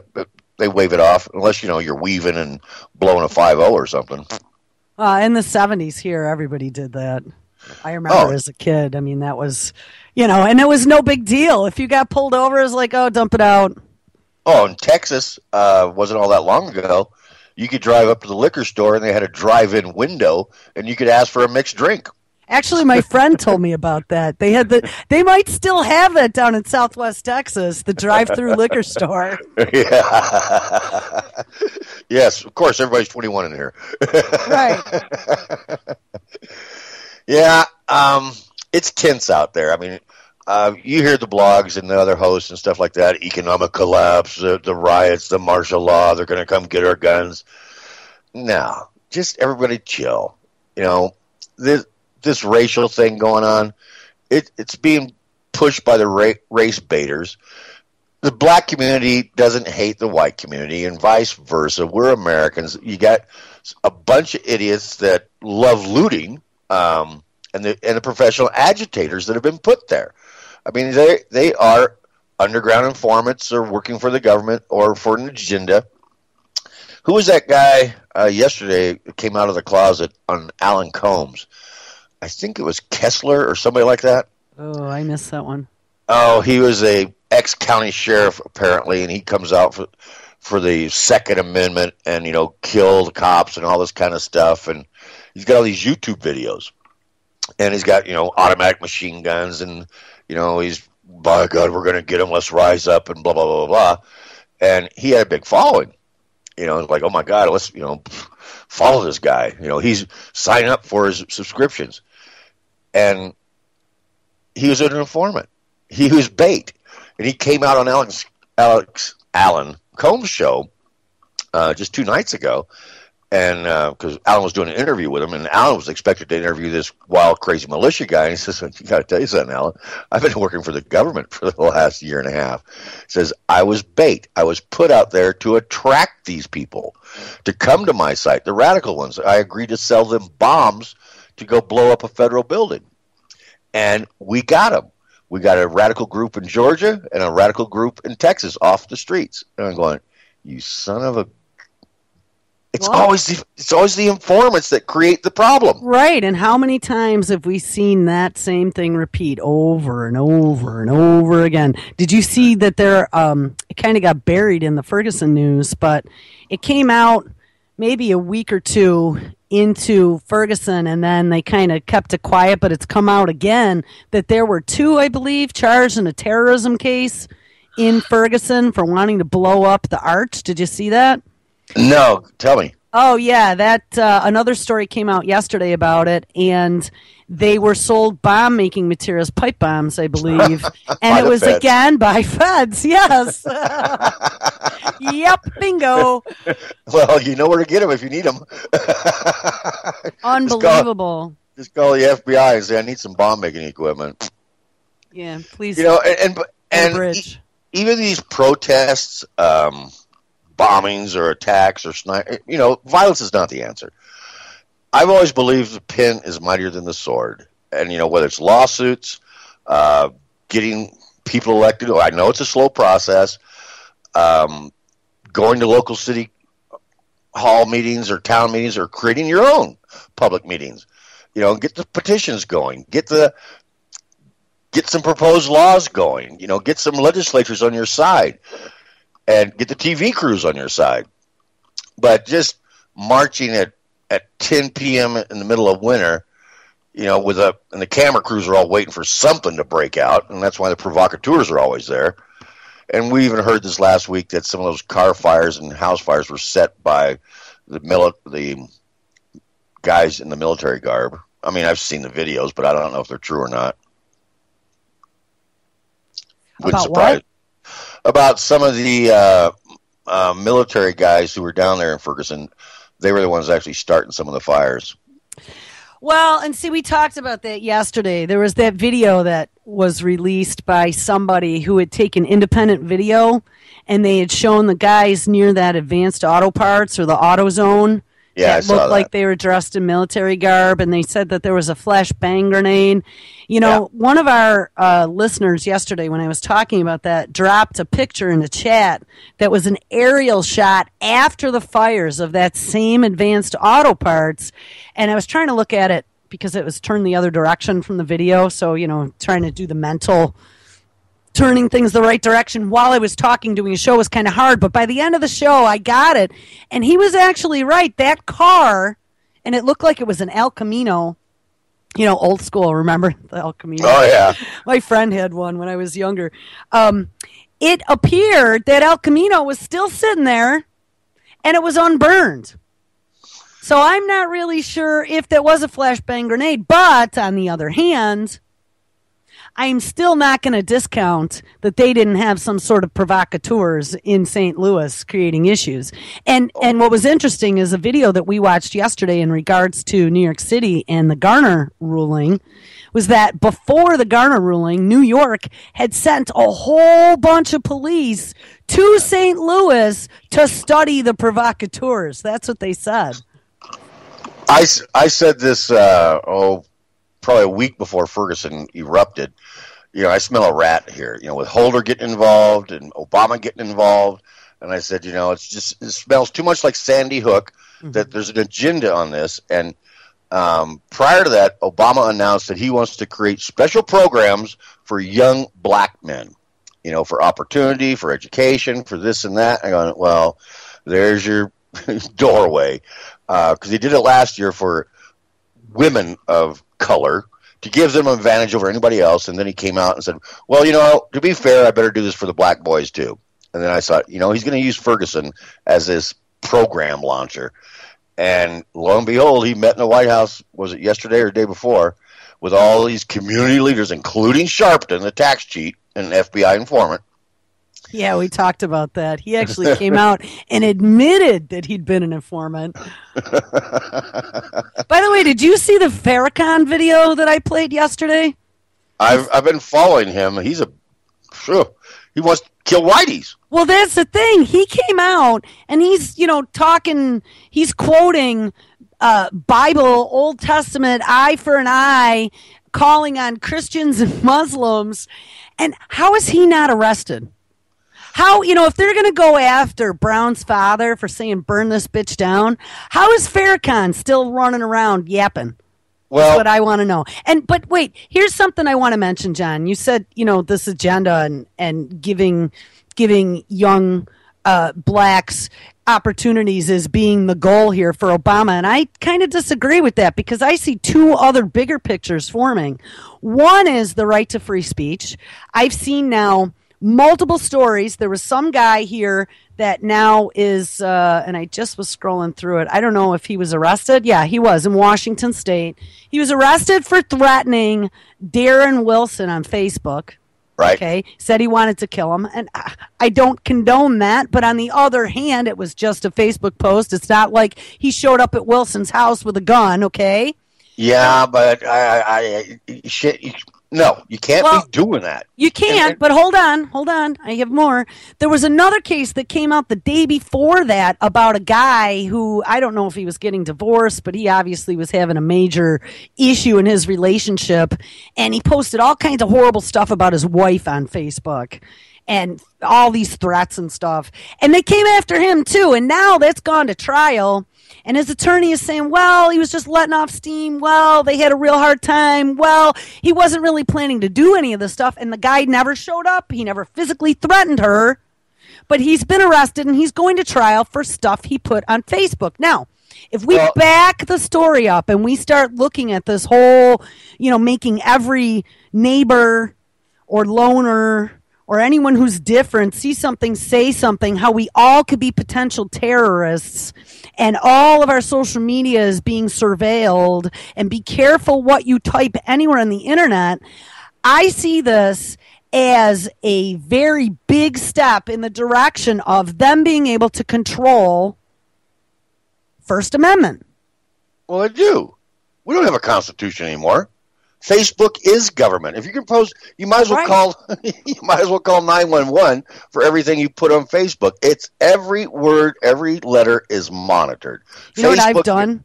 Facebook is government. Do you know who Zuckerman is? Zuckerberg? Yeah, I do, yeah. He's the grandson of Rockefeller. Oh, I didn't know that. He's also his other grandpappy is the CEO of AIG, the largest insurance company in the world, the one we bailed out the last time. Right. I mean, he's not some little hoodie kid from college, and he got his startup money, $500 million, from a CIA bank. Tell me he's not involved with the government. The whole thing's a CIA operation. Well, and they're also, I haven't heard any of that about him, but I could tell you what, they're using all the back end of everything that's being put on here at different universities and sociology departments to help them build their scanning AI technologies and to come up with their pre-crime programs, based upon things that you say. I'll tell you, one of the things that I've done, I've sat here and opened a chat with one of my friends who maybe isn't around, and I've typed FUNSA, FUNSA, FUNSA over and over and over and over again, which is kind of funny. But yeah, they even track stuff that you type. I read a story one time. They are capturing stuff that you type and never hit enter to send. There was a movie about 30 years ago starring Robert Redford called Sneakers. Did you ever see that? Mm-mm. Well, they tell us everything in the movies or TV. And he was head of some, department in college or some tech thing. And there's these young computer whiz guys designing software programs. And it was for the government, I guess, or some. But the theme of the movie was that there was a back door left in everything they created. Everything. And they found out at the end of the movie, like, oh, my God, what have we done? But that was 30, 40 years ago. Well, and Microsoft did that way back when as well. Oh, and, yeah. But Zuckerberg's real last name is Greenberg, which is his granddaddy on the AIG side. So his sister changed her name too? I don't know. Because she's a Zuckerberg. She was the head of social media or something on his Facebook, and she'd come out a while back saying that anonymity on the internet should be discontinued. Well, maybe there's a Zuckerberg in the woodpile. I don't know. Hey, where's Zori today? Thursdays, I usually do my show by myself because Lady Pitbull was working and Zori would take the day off. She chatted with me a little bit yesterday afternoon, and because it was my birthday. And yes, happy birthday! You know what? There's 3 of you whose birthday was yesterday. Really? Yes. Nick from Antimedia. It was his birthday yesterday. Pigmine from Pigmine News, and yours. And I think I saw Ozzy Osbourne. Oh yeah. Yeah, him and I have a lot in common. Oh, Johnny, you sit around with a bottle in your hand, tattoos, and no shirt frequently, huh? Well, you got 1 out of 3 right. That's funny. Yeah, ask her. I gave her a little education yesterday, and which heretofore she never knew anything about. So when you get a chance to private chat with her, ask her what I informed her of. Oh, okay. I wouldn't say it's proper for morning coffee. Oh, all right. We'll talk about it later. Here's something I also wanted to mention as you're talking about this. One of the other things that I see that they're ramping up here, I played a clip earlier in the show about the smart guns as possibly being a way to stop these police shootings. And I've been following this for a long time because obviously, in New York State, we had that SAFE Act jammed down our throats. Yep. And, they've been trying to find a way to pry firearms out of Americans' hands. I'll tell you what, this could be the sneakiest backdoor way yet. I know I have a lot of people have hard emotions about that, and maybe it's because where I live. I'm just not buying it. I know they want to. It's just not. It's going to be impossible. It's like confiscating your gold or silver. If you got it stashed somewhere, yeah, they can go get it. If they come to my house and want my guns, hey, I sold them at the flea market a year ago. But guess what? I don't have any. What if they do something special like stop making ammo for the old school guns? You know what I mean? I mean, that would take anything that was out there and eventually make it inoperable. And the only way that you're going to have a gun is going to be to buy a smart weapon that is bagged and tagged and that they can track you real time as to what you're firing and where. Well, I think you're selling us a little bit short here. Anybody who's a prepper, anybody who's listening right now, has a stash of guns, has a stash of ammo that if poop hits the ventilator, it's not like they're going to run out and go, I need to buy a gun today, and there's no ammo. I mean, we saw the 22 bullet shortage that came through a year and a half ago. You couldn't buy it. Well, I didn't need it. I mean, I got 10,000 of those things. But there's still issues with supply. And remember, your last smelting facility in the United States was being shut down, was it not? Because of EPA considerations for lead. And then I saw California, they were only going to be using the green bullets. Yeah. Well, maybe it's just because where I live. I know at least 20 reloaders. Well, they also were outlawing black powder, weren't they? They've got a stash.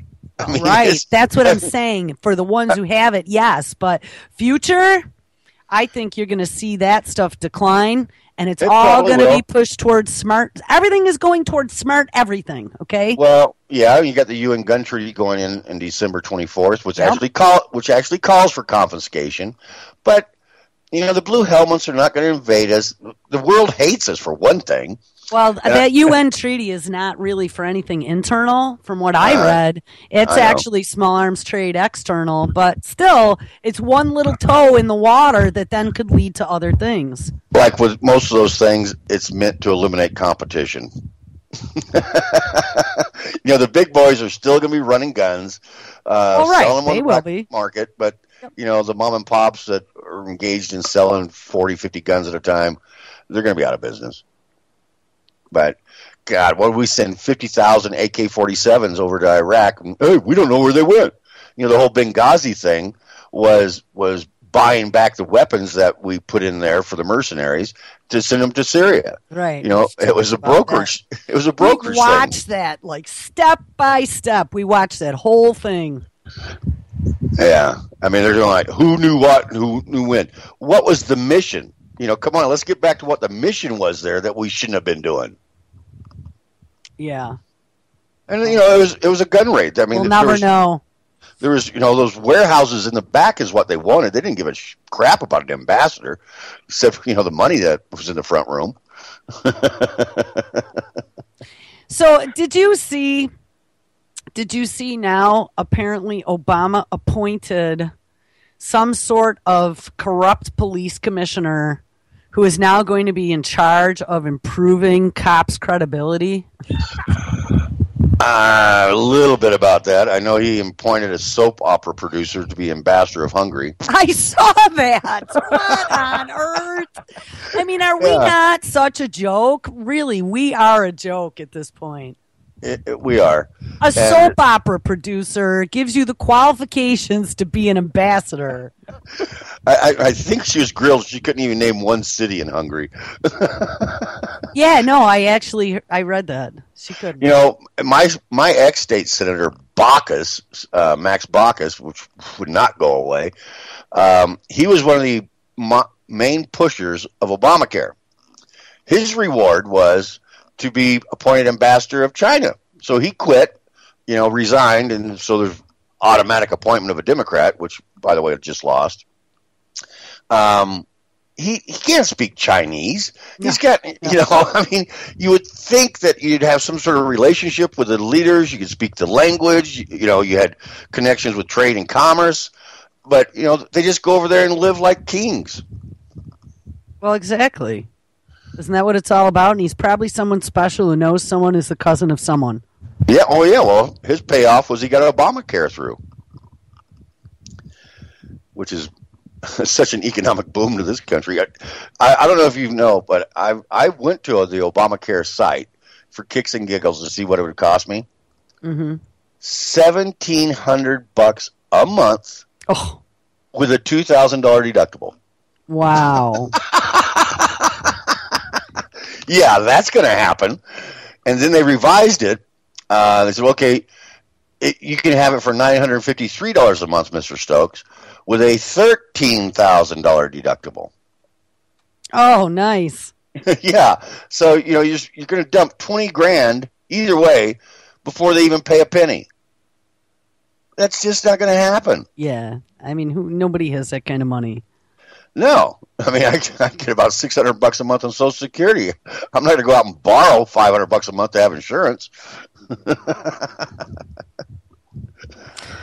Well, and you know what? I mean, the whole thing now, the Judge Napolitano, a few weeks ago, I don't watch Fox News, but I love the Judge, and he's still on there. So I do follow what he says at times when there's a noteworthy clip. And there was a clip a few weeks ago where he came out and actually talked about that dude, and I don't remember his name, the one who was the architect that was hired to be the architect of Obamacare, who came out. What? Gruber, yes. Who came out and actually said that they deceived the public pretty much to get it through because the American public was stupid. Oh, Senator Shyster from New York. He's come out against it now. Schumacher. Is that his name? No, Schumer. Yeah. He's even come out against it now. I'm like, well, duh. And if you guys would put your finger in the wind right now, 90% of Americans don't want amnesty. Period. For what? Amnesty. For, that crap Obama pulled last week where he signed that executive order granting amnesty to 5 million illegals and giving them work permits when we got 100 million Americans out of work. It doesn't matter if you're Democrat or Republican. Americans don't want amnesty for the illegals. Well, I'll tell you what. I played that clip yesterday of Obama announcing, it was right at the end of the show, announcing that amnesty plan. I'm going to tell you what, there aren't going to be any illegals that line up for that. If you hear exactly how he words that, he wants you to come out of the shadows and pay your fair share and to register and blah, blah, blah. Sounds like they're leading them off to the slaughter. There is not one illegal who currently is trying to evade immigration, the migra, that's going to come stand in line and declare themselves illegal and say, I want to get right with the law. That's not going to happen. I've touched on that same subject. I mean, if you're in your little comfortable cocoon, you're making your $20,000-$30,000 a year, you're off the radar scope, everything's cash, your kids get free education, you get free medical at the county, food stamps. You're going, you know what? I want to come forward and pay $50,000 in back taxes so I can have a little piece of paper. I don't think so. And then pay you more taxes on every penny I make. Yeah, it's not going to happen. No, it's not. Especially if their kids are already citizens. There's no such thing as that. Mm-hmm. I've researched the 14th Amendment extensively and even went back to the debate on that because they took exquisite notes, in the legislature. What was the intent of the law? You can always see the committee notes and the debates that went on. It was never, ever intended that if just because you're born here makes you a natural citizen. It doesn't. You're the nationality of your parents. And that's the law. And it's still in the law. That's what I thought. Well, if you and I are traveling in Europe and you squirt out a baby, that doesn't mean that it's a baby of Italy or Switzerland. It's, belongs to us and we're U.S. citizens. Well, you could, depending on the laws of the country, sometimes the country will offer you dual citizenship. If you were born in another country and you were a parent to a United States citizen, my friend, a good friend of mine, she also has dual citizenship with Canada.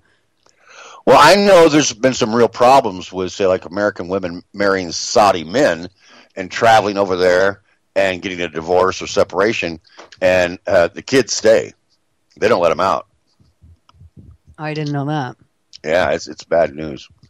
But, yeah, and there's not 5 million here. There's 50 million here. I mean, who are they kidding? I mean, I've done the numbers. We hit zero population growth in 1990, and we had a population of 263 million. All growth in population has come from the illegal immigrants, the aliens, the wetbacks. Yeah, I haven't looked at any of those numbers, Johnny. It's just a fact. I mean, and things weren't so bad in 1990. But right now, I mean, you legalize all these illegals, and they're going to be able to legally bring in all their family. I mean, that even hurts more than anything the black community, where unemployment's already running 36-50%. I don't think it's any one particular group. I think the fact, regardless of who we decide we're letting in and giving amnesty, they keep saying that, unemployment's getting better. Our, GDP is growing. Blah, blah, blah. It's all bullshit. Okay. Unemployment is high. Most of the country has high unemployment, unless you go down to like the oil wells down in Texas. There's some good jobs down there, or up in North Dakota where they have that. Bakken. What is that?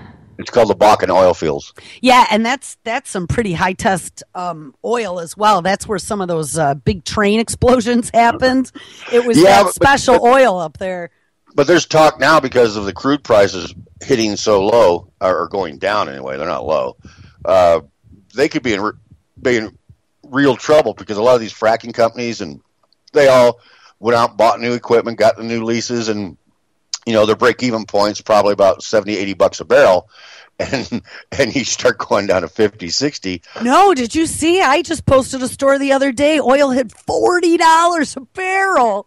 I was like, holy crap. And this is OPEC deciding they're not cutting production. They're just going to flood the market, and it literally is going to screw any, Obama back a few years ago decided fracking was the way to go. Let's frack the entire Creighton plate. Did you see that? Remember when he did that? The whole edge of that Creighton plate that causes earthquakes, we're fracking the shit out of now.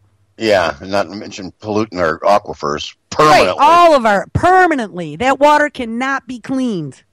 Yeah. Yeah, and a lot of these guys finance their operation on junk bonds, high risk junk bonds, and they're, it's always safe, oil's always going to go up. Well, if they start defaulting, I mean, it's going to cause a ripple effect in the bond market, and like all these things, you got to think there's a bigger game going on. Well, it's the Rothschilds, the Rockefellers, or the big boys. They're going to crash the market, put all these guys underwater, and then go save the day and buy them for pennies on the dollar. Oh, that's how they work it, right? Just like they did in the stock market bubble and the housing bubble. And the flooded farmlands and everything else. Yep. Exactly how they work it. That's why I have such a great attitude. It's like all these people think the world's going to end tomorrow, the economic crash, the asteroid's going to hit us. They're getting our guns tomorrow. There's going to be martial law and riots in the street. I'm going to watch it on the big screen. I mean, it's just these people deal incrementally. Are they going to go door to door to get your gun? No, they're going to do like what you said. Gunpowder is just 10,000 times more expensive this week. Oops, looky here, we don't have any more brass. looky here. You know, I saw a thing yesterday I shared about veterans, because they're an easy target, that if you don't pay your bills on time, they may confiscate your guns. If you have your wife paying your bills, they may confiscate your guns. Because they'll say, oh, you got PSTD. You're not stable enough. You're not responsible enough to pay your bills on time. You're probably not a very responsible gun owner, too. You might be financially desperate where you'll use your gun in an unlawful way. And I swear to God, they put it forward. Well, you saw in California they passed that law that if a family member believes that you're unstable, they can call for a confiscation, at least temporarily, and then they're going to make you go through a psychological profile. I remember 10 years ago here in Flathead County, it's the county north of me, that statewide they passed a law, I mean, in the heat of the moment from some issue, that if you've been charged with domestic violence, you're no longer allowed to own a gun. If the cops come out for a marital spat or whatever like that, you can't have a gun, charged or convicted or not. Well, the county sheriff objected to that because half of his deputies wouldn't be able to carry guns. Oh no! Yeah, so they got that repealed real quick. Well, Johnny, guess what? We're down to the last minute. Okay, well, it's your show. You walk us out of here. All right. Well, I'll be back in an hour or two. Yes, everybody make sure you stick around because Mr. Johnny Stokes simulcasts here every single day. Are you doing 5 days again? Yeah.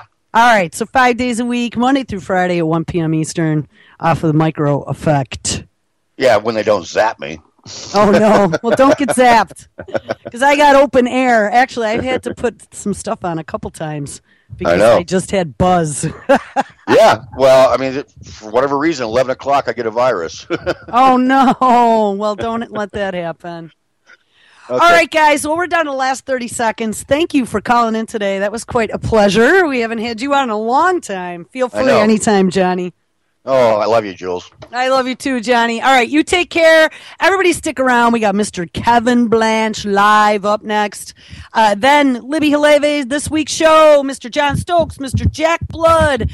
And it is Thursday night, so we have Mr. Chuck Ocelli, we have Drew and Chuck, and Anti-Media Radio Thursday night. This will be their first Thursday, so make sure everyone sticks around here and have an awesome, awesome day. Awesome. Bye-bye. Awesome. All right, Johnny, talk to you later. And guess what? I don't have any music. There we go. I don't know. I'm off like 20 seconds. All right, guys, everyone have an awesome, awesome day. We will catch up later. Thanks for listening. Take care.